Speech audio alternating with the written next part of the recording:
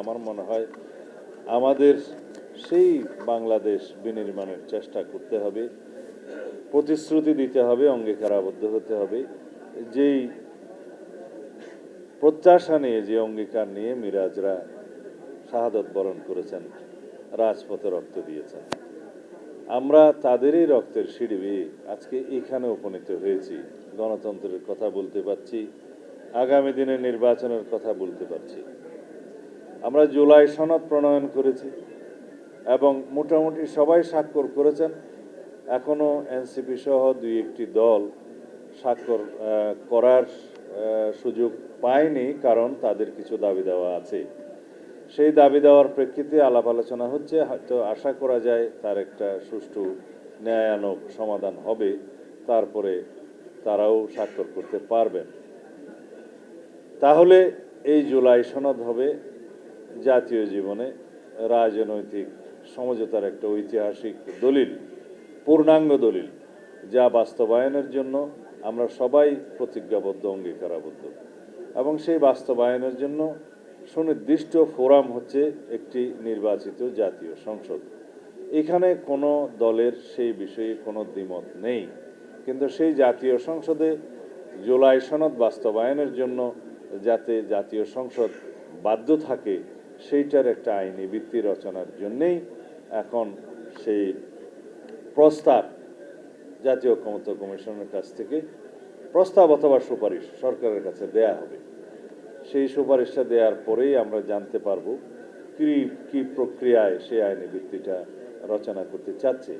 তবে আমি সকলের অবগতির জন্য আমি বলতে চাই, সকল রাজনৈতিক দলের উদ্দেশ্যে বলতে চাই, জনগণের উদ্দেশ্যে আবেদন করতে চাই, আমরা যেন কোনোভাবেই আইনানুগ প্রক্রিয়ার বাইরে না যাই, সাংবিধানিক প্রক্রিয়ার বাইরে না যাই।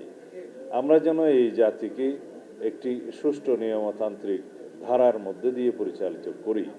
কারণ অনেকেই আবেগের বশে বলে থাকেন যে জুলাই গণ অভ্যুত্থানে যে জনগণের অভিপ্রায় প্রকাশিত হয়েছে, সে অভিপ্রায়ের অনুবলে, শক্তি বলে অনেক কিছু বৈপ্লবিক আদেশ জারি করা যায়।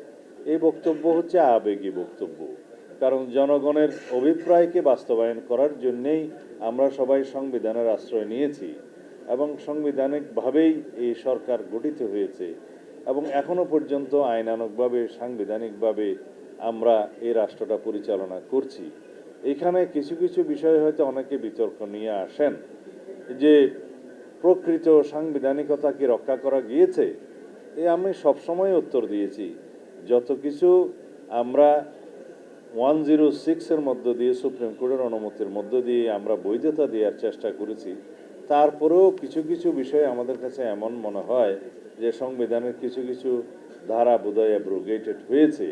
কিন্তু সেটার লেজিটিমেসি পরবর্তী পার্লামেন্টে অবশ্যই সরকারের কর্মকাণ্ডকে যখন বৈধতা দেয়া হবে, তখন সেটা সংবিধানের 4র্থ তফসিলে ধারণ করে তাকে বৈধতা দেয়া হবে, রেটিফিকেশন করা হবে। অন্যান্য আইন কানুন যেগুলো পাশ হয়েছে সেগুলোরও রেটিফিকেশন লাগবে। এই প্রক্রিয়ার মধ্য দিয়ে যদি কোনো রকমের কোনো ব্যত্যয় হয়ে থাকে, সেই ব্যত্যয়গুলোকেও বৈধতা দেয়া হয়ে থাকে। এটাই নিয়ম।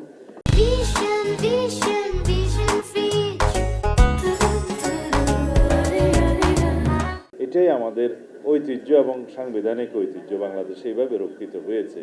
সুতরাং আমরা সেই দোহাই দিয়ে যেন আবার এমন কোনো অসাংবিধানিক পদ্ধতির দিকে না যাই, যাতে ভবিষ্যতে এটা নিয়ে আবার প্রশ্ন উঠবে যে যার আদেশ জারি করার কথা তিনি করলেন না, যেভাবে আদেশ জারি করার কথা সেভাবে হলো না, সেই আদেশের ভিত্তি যদি আইনানুগ না হয়, তাহলে সেই আদেশের আইনানুগ ভিত্তি কীভাবে রচিত হবে এবং সেটাকে বাস্তবায়নের জন্য কীভাবে আবার পার্লামেন্টকে জনগণ সম্মতি দিবে, এই কথাগুলো যেন আমরা না আনি। কারণ যেটা জুলাই জাতীয় সনদ প্রণীত হয়েছে, যেভাবে সবাই স্বাক্ষরিত করেছেন এবং সেখানে যেগুলো নোট অফ ডিসেন্ট সহকারে সম্মতি প্রকাশ করা হয়েছে, হুবহু এই জুলাই জাতীয় সনদকে বাস্তবায়নের জন্য সার্বভৌম জনগণের সম্মতির ভিত্তিতে যখন একটা পার্লামেন্টের উপর বাধ্যবাধকতার সৃষ্টি করা হবে, তখন সেই জায়গা থেকে কোনো সংসদ সদস্য এবং সেই জাতীয় সংসদ সরতে পারবে না। এবং সেইটাই হচ্ছে প্রকৃত জনগণের অভিপ্রায় এবং কনস্টিটিউয়েন্ট পাওয়ার। সেই জনগণের কনস্টিটিউশন পাওয়ারটা গণভোটের মাধ্যমে প্রকাশিত হবে বলেই সেই পার্লামেন্ট তার বাইরে যেতে পারবে না।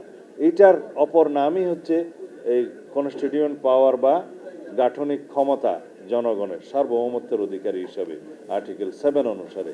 এই কথাগুলো আমরা বোঝাতে চেষ্টা করেছি এবং আমরা সেই নিয়মতান্ত্রিক পদ্ধতিতে গিয়ে পরবর্তী পার্লামেন্টে সেই পার্লামেন্ট যেন জনগণের সেই সম্মতিটা বাধ্যতামূলকভাবে বাস্তবায়ন করে সেই জায়গায় আমরা আছি।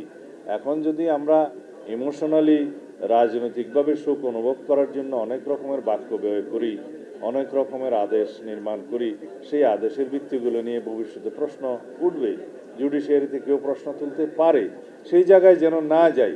আমরা যাতে একটা নিয়মতান্ত্রিক পদ্ধতিতে এসেছি, সবার সম্মতিক্রমে এই জাতির একটা ঐক্যের মধ্য দিয়ে যেন আমাদের জুলাই সনদটা বাস্তবায়িত হয় এবং আমরা শহীদের স্বপ্ন পূরণ করতে পারি, এই জাতির প্রত্যাশা পূরণ করতে পারি, সেই আহ্বান সবাইকে জানাবো।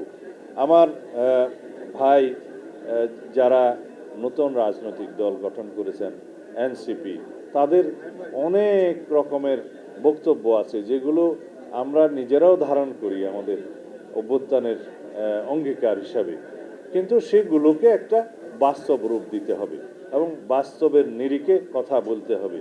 আমরা যেন এমন কোনো প্রস্তাব না দেই যাতে করে ভবিষ্যতে সেই প্রস্তাবগুলো সেই আদেশগুলো প্রশ্নবিদ্ধ হয়, কেউ জুডিশিয়ারের কাছে নিয়ে যেতে চায় এবং সেইগুলোর মধ্য দিয়ে যেন আমাদের এই টোটাল প্রক্রিয়াটাকে কেউ এক সময় অবৈধ বলে যেন আওয়াজ না দিতে পারে। সেই কথা আমি আজকের জন্য বলছি না, আগামী 5 বছরের জন্য বলছি না, আগামী 10 বছর পরে বা 15 বছর পরে যাতে এই প্রশ্নটা নিয়ে কেউ আদালতে না যেতে পারে সেই রকম একটা বৃত্তি আমাদের এখনই রচনা করতে হবে।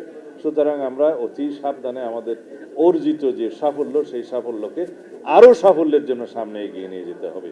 আমরা চাই আমরা সবাই যেভাবে ঐক্যবদ্ধ হয়েছিলাম ফ্যাসিবাদ বিরোধী গণতান্ত্রিক আন্দোলনে, যেভাবে আমরা ঐক্যবদ্ধ থাকার কারণে বিজয়ী হয়েছিলাম, যেই কারণে ফ্যাসিবাদের পতন হয়েছে, পালিয়ে যেতে বাধ্য হয়েছে, সেই রকম ঐক্য যেন আমরা বজায় রাখি। এই ফ্যাসিবাদ বিরোধী জাতীয় ঐক্যই হবে আমাদের সামনের দিনে এগিয়ে চলার জন্য একমাত্র শক্তি। আর যদি সেই ঐক্য কোনো কারণে আমাদের মধ্যে নষ্ট হয় তাহলে সেটা ফ্যাসিবাদের প্রত্যাবর্তনকেই কেবল টেনে নিয়ে আসবে বা ফ্যাসিবাদের প্রত্যাবর্তনকেই যেন আহ্বান জানাবে। আমরা যেন সেদিকে না যাই। আমরা সবাই এমনভাবে জাতীয়ভাবে ঐক্যবদ্ধ থাকব একটি প্রশ্নে, যে বাংলাদেশের স্বাধীনতা, সার্বভৌমত্ব, গণতন্ত্র, এই প্রশ্নে আমরা এক থাকব। আর দ্বিতীয় প্রশ্ন হচ্ছে ফ্যাসিবাদকে যেন আমরা কোনোভাবে বাংলাদেশে প্রত্যাবর্তন হতে দেব না, সমস্ত দরজা বন্ধ করে দিতে হবে এই ফ্যাসিবাদের প্রত্যাবর্তন। সেই জায়গায় যেন আমরা ঐক্যবদ্ধ থাকি।